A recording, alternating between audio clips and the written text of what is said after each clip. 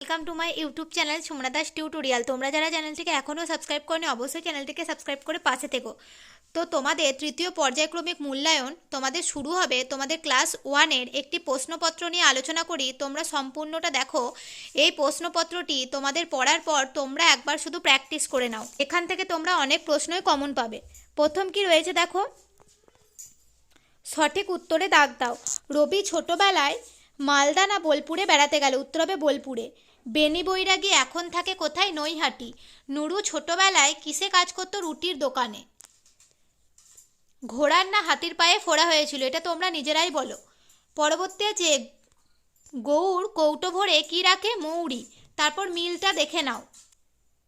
সাত সাগরের পাড়ে পরিজাত বনে। তারপর আছে, আকাশে ভেসে জল দিতে আসে মেঘ। চুলে দেব গুজি অশোক ফুল। আকাশ থেকে নেমে আসবে বাতাস বেয়ে।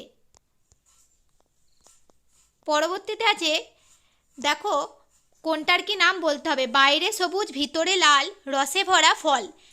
লতার বোটায় আছে ধরা, যেন সে ফুটবল। আমার নাম কি হবে? তরমুজ। খাল বিলে দাঁড়িয়ে সদা এক পায়ে, মাছ ধরি এক মনে, কাদা নেই গায়ে। আমার নাম কি? বক। ফলের রাজা বলে থাকে জগৎ জোড়া নাম, গরমকালে আমায় পাবে, বলো তো কি নাম? এটার উত্তর হবে আম। ডাঙাতেও চলি আমি বেশি থাকি জলে, কথা বলি হেলে দুলে, প্যাক প্যাক বলে। আমার নাম কি হবে? হাঁস।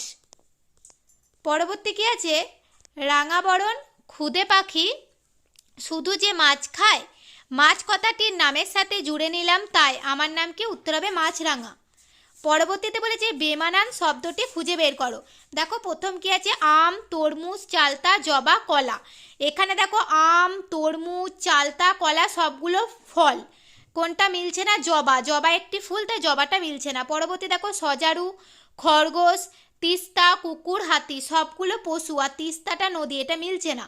জবা, ডালিম, গোলাপ, টগর, গাঁদা এখানে সবগুলো ফুল, দেখো ডালিমটা ফল, মিলছে না। তারপর তিমি, দামোদর, অজয়, রূপনারায়ণ, ইছামতি সবগুলো নদী, তিমিটা মিলছে না। গ্রীষ্ম, বর্ষা, মাঘ, শরৎ, শীত দেখো সবগুলো ঋতু, গ্রীষ্ম, বর্ষা, শরৎ, শীত। মাঘটা মাসের নাম, তাই এটা মিলছে না। তারপর বলেছে নিচের প্রশ্নগুলির উত্তর দাও। মৈনী মাসি কোন মাসে নৈনিতালে ছিলেন? বৈশাখ মাসে। নুরুরা কোথায় থাকতো? চুরুলিয়াতে। কাঁটা গাছে কে ডাকে? পেঁচা। সৌরি দিদি কি নিয়ে বসে আছে? ভাত নিয়ে। তোমাদের সহজ পাঠ বইটি কে লিখেছেন? রবীন্দ্রনাথ ঠাকুর। লোকাধোবার বাসা কোথায়? গোড়াবাজারে। নদী সম্পর্কে 4টি লাইন যদি লিখতে বলে কি লিখবে? নদী ধীরে ধীরে বয়ে চলে, নদীর জল খুবই উপকারী, নদী থেকে আমরা জল পাই, নদী আমাদের দেশের সৌন্দর্য বাড়ায়। এই প্রশ্নগুলো খুব ভালো করে তোমরা একবার প্র্যাকটিস করে নাও। আর তোমাদের পরবর্তী প্রশ্নপত্রগুলো প্র্যাকটিসের জন্য দিয়ে দেবো, সেগুলো দেখার জন্য অবশ্যই তোমরা চ্যানেলটিকে সাবস্ক্রাইব করে পাশে থেকো। আরও নতুন নতুন তোমাদের বিভিন্ন ক্লাসের ভিডিও তোমরা আমার চ্যানেলে পেয়ে যাবে। তোমরা চ্যানেলে নতুন হলে চ্যানেলটিকে সাবস্ক্রাইব করে দিও, আর ভিডিওটি তোমরা আরও অন্যান্য বন্ধুদের সাথে বেশি বেশি শেয়ার করে দাও।